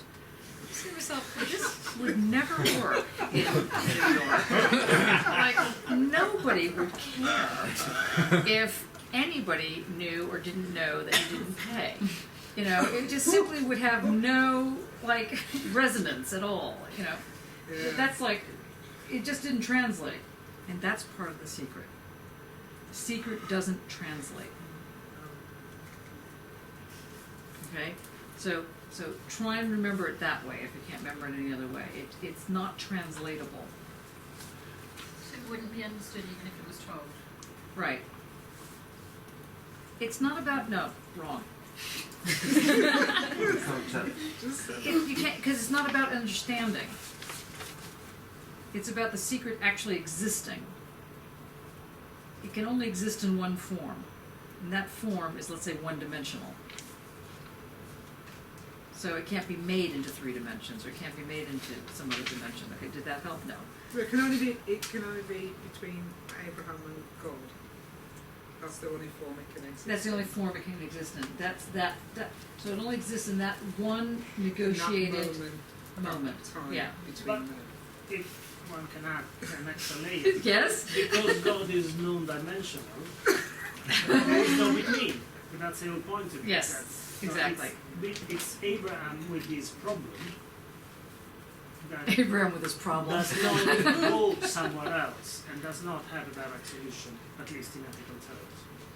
So it's that thing when you can't feel like you can't tell anybody or you can't. That's a moral problem. You can't tell. It's not always a moral thing, is it? There's different times when you've got something that you feel you just cannot, nobody else could sort out or solve for you or anything else. It's that ethics, you just wouldn't. No, it's rather that in trying to say it any other way, that the problem only exists in one form. It doesn't exist in any other form. So, and that form in this case happens to be the form between Abraham and God. But of course, God is either multidimensional or non-dimensional, and therefore it doesn't even exist in that way. It exists in a very peculiar moment. It's a liminal. What does liminal mean? As in being on the limit, on the outer horizon or something, between the here and now and the non-nameable. Mm-hmm. I mean, I think a lot of people who are into the landscape have that relationship. That's why I was surprised actually you didn't take this question, because this relationship between land and this particular relationship is a secret. It's a very particular kind of way of being that can't be told. That, are you thinking about it now? Yeah. Okay, what do you think?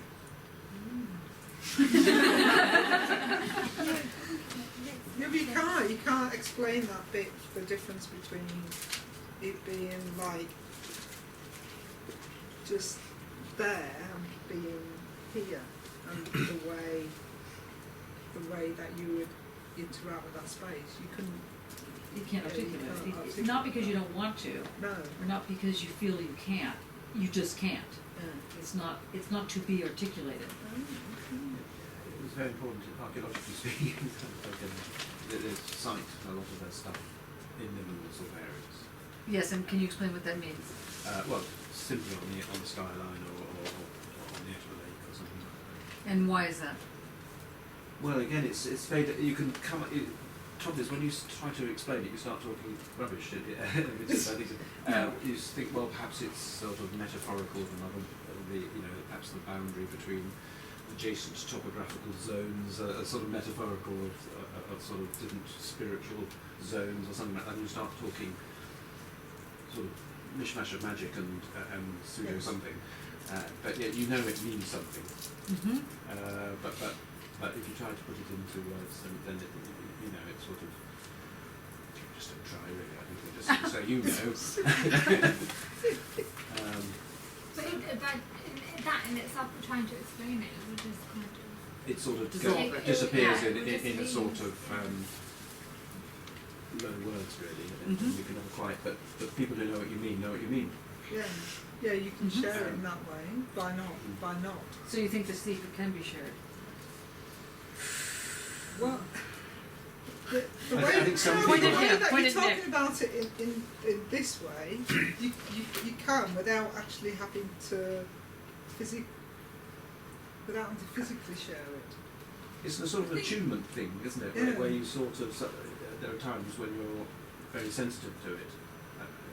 People are. I'm sure everybody can understand it. It's not that you've got special radar or something. It's just that there are times when you're particularly sort of To be in a tuned in. place. So close now to answering who told the story, or how did the story get told, if you can't tell the secret. Starts with an A, ends with a T. It was just said. Attunement. What were you going to say? I just said it. Oh, yeah. Yeah. Mattia, making a frown. No. I was just thinking of, because I was speaking with Tina, who's not here, about this earlier, Okay. and she was, since the question asked to relate it to Derrida, gift of death. We were trying to dissect secret, gift, death, economy, debt. Death and debt. Yes. Yeah. Mm-hmm. And therefore how things circulate, what doesn't circulate, can the secret circulate, how does the secret work? We are circulating all around the secret And how does the secret circulate from the point of view of... as a gift and a debt at the same time. Mm-hmm. And what would that be called? That's 3 letters long. This is very, well, in this case is God for No. Is it an A and T word? Yes. Is there an R in the middle? Yes, there is. And that's how it circulates. So you've actually figured out that question. Well, sort of, but what worries me about it is you told It's us all, too easy. Now I you told us all about it, and I can't find it anywhere. You know, and I think I understand, well, sort of understand what you told us, but Kierkegaard doesn't actually say it anywhere, does he? Say what? He implies it, and he doesn't talk about attunement. Does he? In Fear and Trembling, he doesn't say attunement. No, he doesn't say it. And the He doesn't literally use that No, but word. it's the title of one of the chapters. he talks. Yeah, it is title one. I was going to say it's the title one. Yeah, of the chapter. except the chapter isn't really about that. It's about the. No, but it is about that. Yeah. Okay. But Kierkegaard sort of sets these traps. Well, not sets these traps. He sort of plays his games. Well, he's doesn't kind of he? like an artist that, you know, has a title to the painting, and then Yeah. the painting does its thing, and that's what the title is referring to. Right. Right. But Derrida, if I remember rightly, because I haven't read it since, he's much better on it, isn't he? Well, that's the first I've ever heard that Derrida is clearer. Clearer than Kierkegaard. That's funny. Oh, right. Yeah, Kierkegaard, how you say it. Yeah. Uh-huh. Yes? Yvonne? Since Adorno was very musical in his art expression, was musical, we're talking about his word, attunement. Did he have something to say about that construct? That I thought musically it had something to say about it. I mean, What do you think? I haven't read the relevant, but it just, because his form of art was musical, and the word attunement has obviously musical connotations, I thought he'd have had something interesting to say about it. Well, when you want to do your thesis, you might want to think about that. You have to listen to a lot of show, though, do you? That's right. The good news, the bad news. Yeah. Yeah, we ready to shove on? Next question? Or you still want to work on this one? You want to go to the solar anus?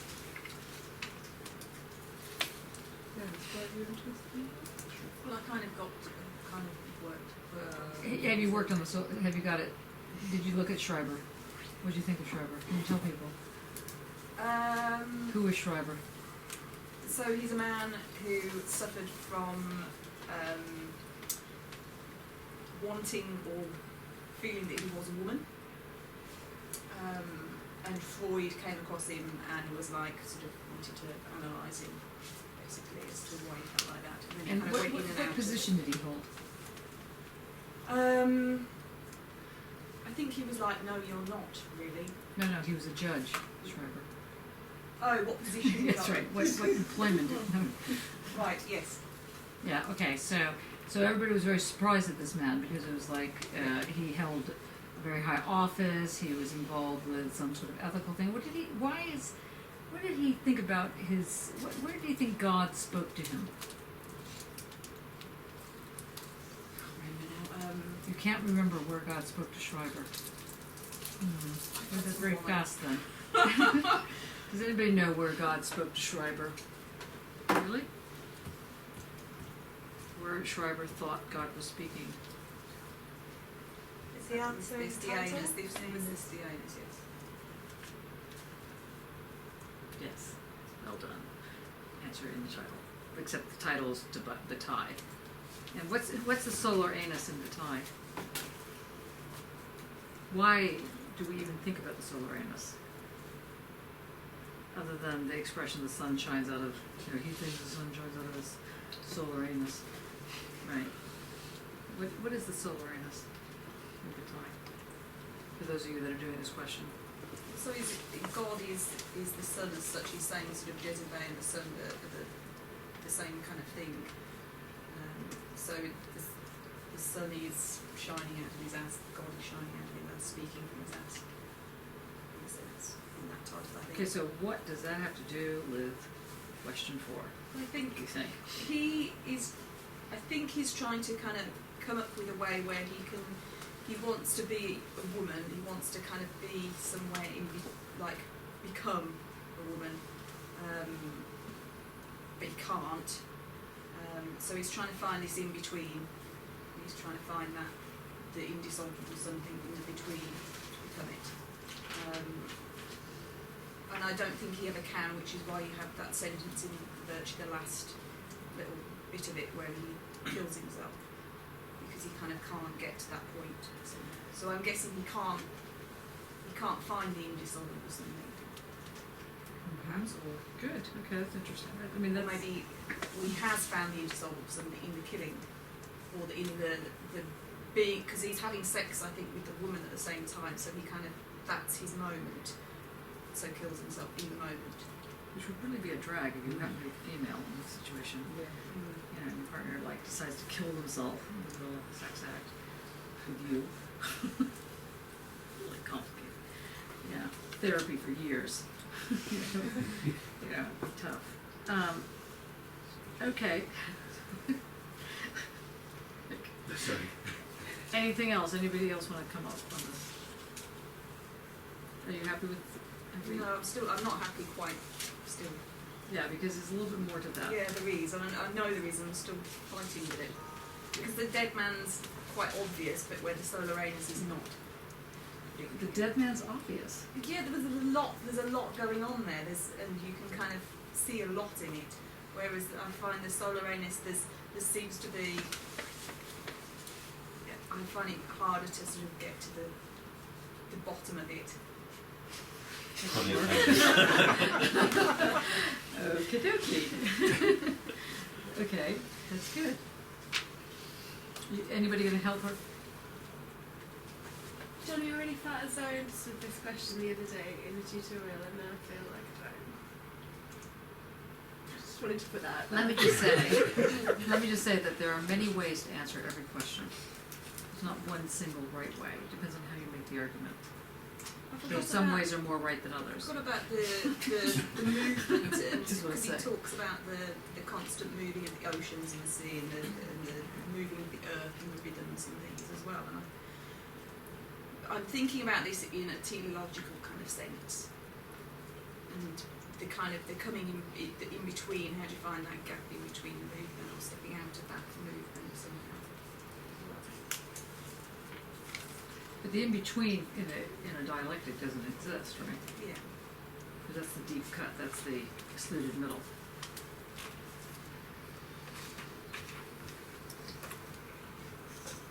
Jess, you want to? No, don't want to help. No, that was it. Anybody else want to join in, or?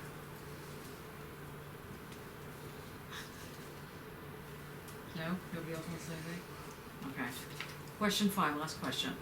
Adorno famously remarked, quote, "But since in a world whose law is universal individual profit, the individual has nothing but this self that has become indifferent, the performance of the old familiar tendency is at the same time the most dreadful of things. There is no getting out of this, no more than out of the electrified barbed wire around the camps. Perennial suffering has as much a right to expression as a tortured man has a right to scream. Hence it would be wrong to say that after Auschwitz you could no longer write poems." Who's working this? The rest of you are working this. Okay. How do you understand this? Well, my approach to this actually it starts from this experience of having this indoctrination of the Holocaust as part of teaching in Israel in school, and you got a lot of testimonials by survivors, but it's all rooted in this. The Zionist concept of having a strong army, having to defend ourselves. It's all due to that. And this kind of what he said about this old tendency resonates that, and for me, trying to form a political stand was in a way to be able to make a stand. Make it kind of remote, but at the same time, it is why I'm making this political stand. It is the Holocaust that I wanna argue for in a way, but you have to make a stand from this indoctrination, from this kind of identity that is being pushed forward, what this identity means, this polarity. It's either us or them. this is how I try to approach that. So, the first aspect that is to deal with the question of identity. What does it mean to have an identity? Jew, survivor, something like that. It means, in that sense, it means to have something in opposition. Something which is being a Jew means not being non-Jew, or in the situation in Israel, it's, for example, the Arab. So it is a Jew from Arab, so it would be like this kind of division.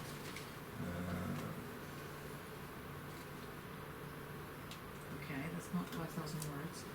Yeah. Okay, we need more. This we is need just more. the beginning. So Okay, we need more. What about, because we had a bit of a discussion about this earlier. So what's the problem with identity politics that you're linking to this? I'm actually trying to a little bit step out of that identity politics, because I feel there is something else which is bothering me, and that's and it's related to that thought that I have about humanity and this concept, and there is this idea of humanity as something which is this whole. But when you make a definition of what it is humanity exactly, then there is this execution moment, and this I feel it relates to. What's the execution moment? Uh, You mean like bang bang? no, it execution? means like it refers to what also Adorno says about death becoming death of not self but a specimen. And I think it linked to that humanity,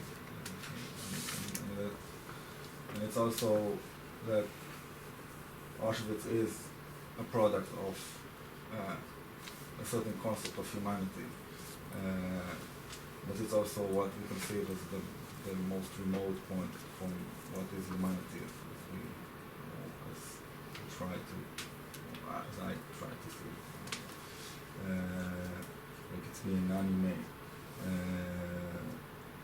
or say this, but this kind of it goes both ways in that sense. So it's how do you manage to speak about that.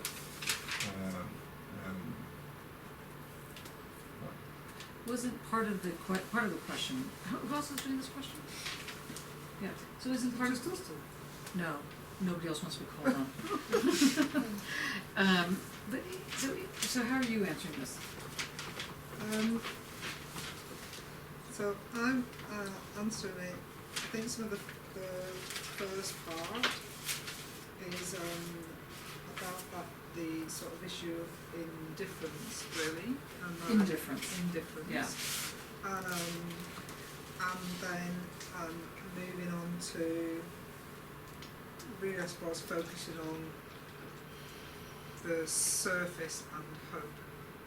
Really, So the indissoluble something. The indissoluble is something, hope. and is the hope, but also that sort of stuff around the surface that when you, doesn't matter how you sort of pair through that, which does have some linkages with identity, but also, for me, with sort of landscape really, and where people are placed. Literally are placed. Literally are placed, or how that's sometimes it is changed and affected by those issues and the people that have been through those things. So trying to work through what hope means and changes, so that what's that indissoluble, something that is taken with you as either as an individual or into a community. Okay, so in your case, hope becomes indissoluble something. Yeah. And in your case, I thought it was silence. Because there's another, which we're not looking at here, but I think Guy was looking at it. There's a book written by Lyotard, Jean-Francois Lyotard, which is called Heidegger and the Jews, and the Jews is in lowercase. And one of the arguments that Heidegger makes, that Leotard makes in this book, is that one cannot speak of the Holocaust because it's unspeakable. There's an aspect of it that it's Shoah. It cannot be spoken. And on the other hand, one must speak about the Holocaust precisely because it happened and people have to hear about it. But on the third hand, it almost forms the secret, because in discussing it, it's so non-discussable in a certain sense that it seems impossible to discuss. That's the thing. Any way that you speak about it, there's always something which remains silent. And it's also when you speak about it, you have to kind of remember that by the way that you speak it, you're actually silencing something else that's happening in that sense. It's kind of right. So there's you always have to be attuned to something else that's going on. So there's always something that remains, and in this case, the remaining is the silence. Yeah. In the way Guy is arguing, not the way you're arguing. You know, so just to be clear about this question of identity and identity politics, what is the problem with having identity as a political position? Why is that a problem? I mean, there's millions of things that form identities. Women's movement, identity as woman, a civil rights movement, identity being black, native person, whatever, gay, whatever the various, quote, identities. Why is this being criticized? Why is that a problem? What is wrong with that? Because it often feels like an opposing position, and it still continues the development of the other. Yeah, good, of the binary. Yeah. Right. So how do you get beyond that, as it were? Yeah. What? Okay, sorry.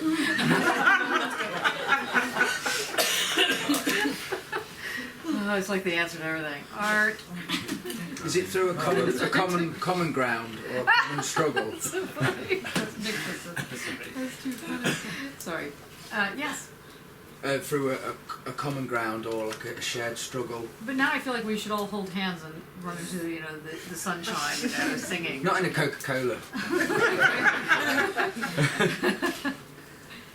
No, but those kind of experiences, say, that people think are specific to the Holocaust, are also shared by people of other races or political agendas all around the world.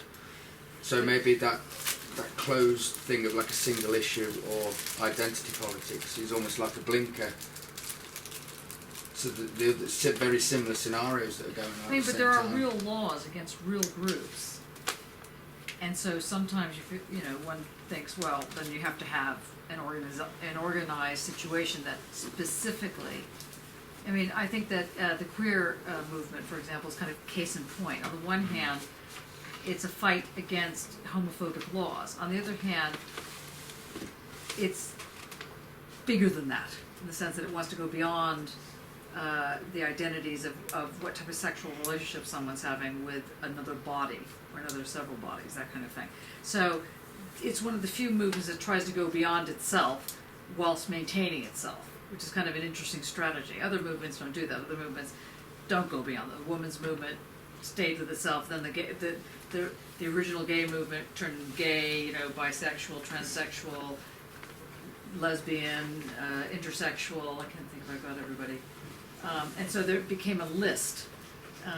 In the 80s and 90s, when people that I was involved with were fighting a good fight, we always had this joke on the list of oppressions. You could be, if you were black, lesbian, single mother, Jewish. Really, it was great. You pretty much had, your pick of the oppression list. The shopping list, we used to call the shopping list of oppressions. And the one downsmanship, who could be more oppressed, class, I forgot about that, whatever. So you had all these list of oppressions and all these identities that one could, created these notions of worlds. Habermas speaks of different worlds. I live in the gay world, I live in the, London world, I live in the art world. There's all these worlds that one's in, and identity politics brings that forward, brings that way of analyzing something forward. So you have all these different worlds that you're like juggling, and you feel like you're in this world, that world. Now, someone like Adorno will argue there's only one world. You don't have a million worlds, even though it might feel like it. You only have one world. And so the question becomes, if you sidestep the identity question, which has a lot of positive ways of dealing with very significant issues, how do you change oppression? That's what this question is getting at. Okay, let's say you're right. Let's say it's not a great idea to have all these identities. Okay, on the one hand, one's going to have these identities, so there's one part of the question of how do you deal when the fascist state or any state is coming at you because of a single identity. That's one problem. Next problem is, okay, let's say you bracket that, then how does one continue forward with it? How does one come up with diversity and so on and so forth? Adorno's trying to get at this question somehow. And yeah, but he can't answer that. He can't quite answer it, yeah. Foucault's better about this answer, yeah. Foucault's a better answer to this. But there is, I believe it is in Adorno's section 365, the one about the all of this. Just hit him. Because earlier you were asking which section. Yes, no, I was joking about hitting. Page or section? That's section. Sections. Yeah. I don't have the book with me, but there is a sentence which we were reading 2 weeks ago, which annoyed me a lot. Why? Because if you found it was, why does Adorno have to write like that? This question, where he says that there are objects that can never be dissolved entirely into a concept. Well, that's on page 4. No, but that's inside. I don't remember it exactly. That's the terms. Okay, yes, of course. And the real problem is that those objects are actually subjects, and that's the ultimate indissoluble something. So this is to respond to answer these questions around the identity politics. Yes. The issue I see with that, or the what makes it problematic. Yeah, the vulnerability. The vulnerability of identity politics, or of an identity, is precisely that takes the subject back into an object position, as in it builds it in a fixed way in relation to something else. And why is that a problem? You're right, that's exactly what the problem is. Why is that a problem? Why is the speaking subject, now the object, a problem in this context? Without wanting to answer in strictly dialectical terms, it is alienated, but because the way I understand the subject is that it is a much more fluid form of... Which is what your position is, right, Guy? I think it is. Yes, go on. Much more fluid form of existence that overlaps a number of identities, a number of different times too.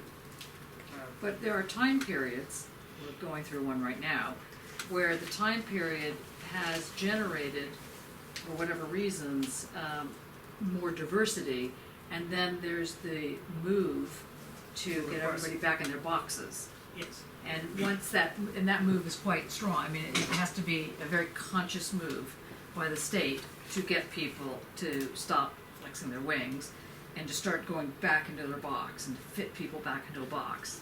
Let's take, for example, what happened 3 or 4 days ago. The new laws that censor some kind of sexual acts. There was. Oh, really? I didn't see that. Yes, and the new pornographic laws. Oh, really? What happened? Regarding pornography. I was in Amsterdam. It's hilarious. I missed that.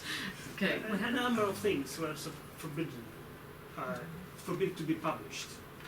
Here? Yes. Things like time, Female crime, ejaculation. female ejaculation, Really? Face sitting. face sitting, Face Spanking. Oh, was that when they spanking, had the fisting, protest outside?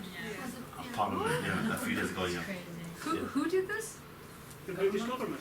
So, I mean, what, was a bill? that No, it went was to- passed. Some You kind were of in bill. Amsterdam last week, yes. Yeah, it was last weekend. I know it's an offence to Take pictures of a naked child. Pace sitters. Well, dominators, they have dominators Oh, I see. doing their thing. It was like babysitting, but sit a face. I'm with you now. Okay. I'm there. Okay. Right. So that takes something and puts it in a box by criminalizing it. And this It's is science. this is very direct. I mean, this is not like people debating this on in a cafe. This is a very direct thing where a law has now been passed, despite the fact, or maybe even because of the fact, earlier on there was the queer marriage or the gay marriage acts and everything else. Now, which has its positive sides, and obviously it has a lot of good things to say about it. But the negative side is precisely this: it allows for someone just knocking on the door. Yep. Come in. Hello. I'm getting married, so I walked in. Okay, well done. Would you like something to drink? Is there wine? Yes, there is. Yes. Yeah, I'll do it first. Okay. Who are you? Chris. Hi, Chris. This is the group. Hello, group. And what brings you here? Gay marriage.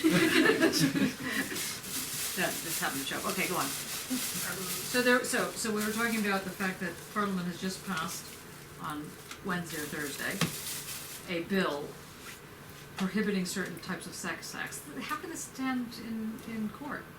But it's in publishing, it's not in private. It's the meaning of pornography, isn't it? Yes, it's always to do with pornography. Well, yes, Yeah. they're not prohibiting. You're not allowed to watch pornography. Well, you can in the have it UK. in England if No, it's you been can watch made it in in another another country, but it can't be made in our It country. cannot be published in Britain. Yeah. What? Yes, it cannot be published in Britain. That's right. It's because So difficult. So difficult being difficult. in itself is a contradiction. Where people are seeing each other's faces. What's this now? One of the things that's been banned is that you can't make porn where somebody's sitting on each So other's usually- faces. So so they did a they've big not protest banned- where everybody sat on each They've other's not faces. banned any pornography being made here. It's certain It's just types. certain things within pornography. There's a picture And one of them is face sitting?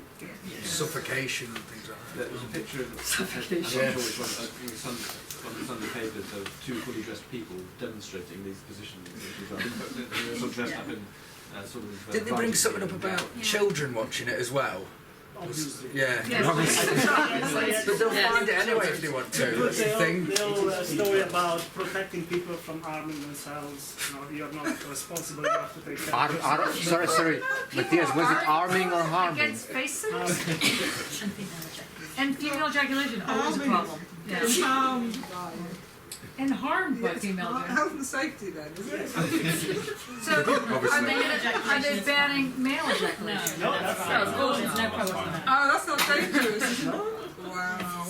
I suppose it's the most dangerous, But isn't it? also, the Guardian and the Independent were describing all the points of the law, and they say what can be presented as a close-up, what instead cannot be part of a close-up. And what's a close Oh, up? the five or six things that were forbidden. You cannot close up with the camera.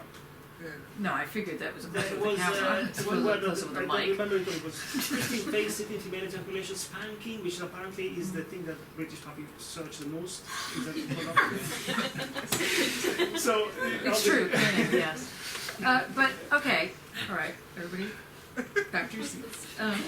I guess the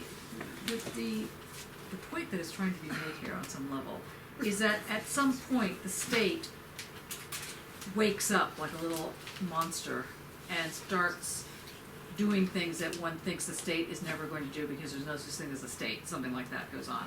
And there's the criminalizing of sexuality in any way is always the first step, always. You can just look at whole movements throughout history, and criminalizing sexuality in their various stages, although I have to say that face sitting is the first I've ever heard of that one. But, I mean, to actually debate this in Parliament, I just wish I had been fly on the wall. I thought it was just been so great. But anyway, but it's interesting that I didn't hear any protests until, I didn't hear it at all, but that's probably because I was out of the country. But still, it did get through Parliament with not a whole lot of discussion. Yeah, with not a whole lot of discussion. So, I mean, so what's the upshot of this, as it were? Well, no, I brought it in precisely because it does, at the same time, it creates a specific description and partitioning of what's allowed and what's not allowed. Right. And by doing that, identifies the behavior, or the person attached to the behavior, and therefore it makes very easy and efficient the discrimination that can take place, and then the sanction might follow. So in this sense, I thought that identity politics has the risk of carrying with itself, in spite of the emancipation that first we come, this is the first purpose, this vulnerability. As soon as I stick too much to one description only, then that's also my potential dooming, or at least my potential drawback. And I find a more interesting a more open position. But it's absolutely true that in some instances it's not strong enough.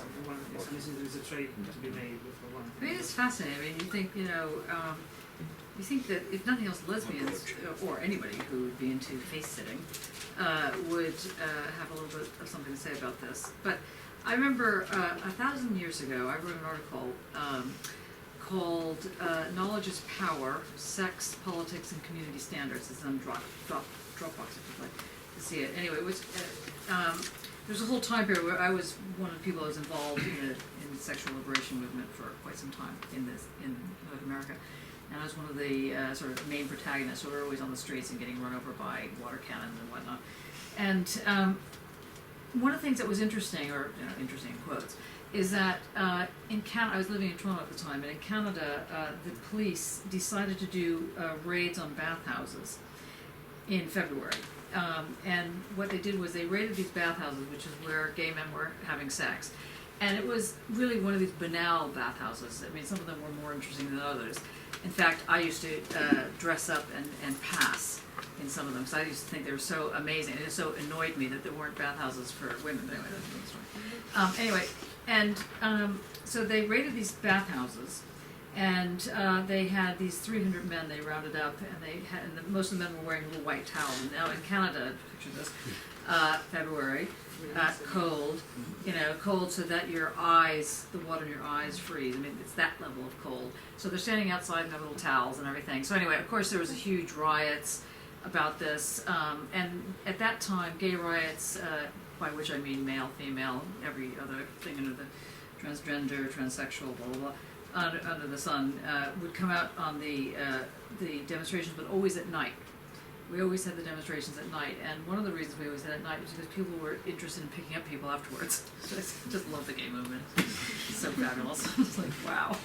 Yes, and one of the arguments was, we're here, we're queer, we're not going shopping, was what was the battle cry, which also was one of my favorites. Anyway, and I wrote this article because a number of women came out to support their gay brothers in this situation, because it was cruel and horrible and ridiculous and so on and so forth, and just stupid. But what became very interesting is that the lesbian groups sort of divided into three groups. What I called the good, the bad, and the ugly. The good lesbians were the lesbian feminists who had loving relationships with other women, with one other woman, and that was their story. And they definitely did not have what they called gay male sex, and they were supporting their brothers. Then the bad were like the good, except they snuck around and had secret relationships with other people. And then the ugly just had relationships with anything that moved, and that group was doing exactly what the boys were doing in the bathhouses, and they became distanced, or they were like sort of excommunicated from the groups. And all these little battles went on with these identity politics, and it's very interesting, and that's just a real live example of that kind of scenario. So when you have the state intervening with their horses and their cannons and their basic things, and you think, are they serious? They're really intervening on this level of having sex. And we used to start off our discussions by saying, on the one hand, it's only sex, and on the other hand, it's sex. And that was the whole story, and everybody was just like, oh, faint, and so on and so forth. So the problem with identity politics is that it was also its success. It also helped create, a movement. So answering this kind of question, this kind of, what does it really mean to write poetry after Auschwitz, when the Auschwitz in that time period turned out to, of course, be the HIV crisis, and it wiped out hundreds of people. The the people that were against that kind of movement couldn't have been more thrilled. I mean, not that they were happy, but I mean, they couldn't have been more thrilled in the sense that it knocked out a whole type of sexual way of being. So I find that very interesting that this has now just come full circle. They don't even have to have clause 28, they're just banning different types. So in the Canadian version, what they did was they didn't ban this kind of thing, so I think they would just couldn't bring themselves to talk like this, but they banned dildos, which was fantastic. So they had this whole discussion and went all the way up to the Supreme Court to ban dildos. And you just had to shake your head, you know, aren't there other important things to talk about, like the economy, you know, like, I don't know, you know, like something, war, you know, you're worried about dildos? Is that serious? You know, and like this kind of thing. So, and the answer is yes, it's very serious. Because once you start controlling people by the short and curlies, that's the beginning of the control. And it's very interesting. And he's talking about that. You know, Adorno's speaking about that in this particular thing. So be aware of how that operates, how that, you know, how that scenario operates. Where are we on this? Anything else to add to this? Role of guilt, always good. Suffering, helpful. No suffering. You can bring in your artwork. Those Yeah, would be bring good. in the suffering. Only do guilt with your family. Limit the numbers in the family. Okay. Any other questions? No other questions? Well then, let's party. Okay. Good. Y'all did well. Bye. I mean,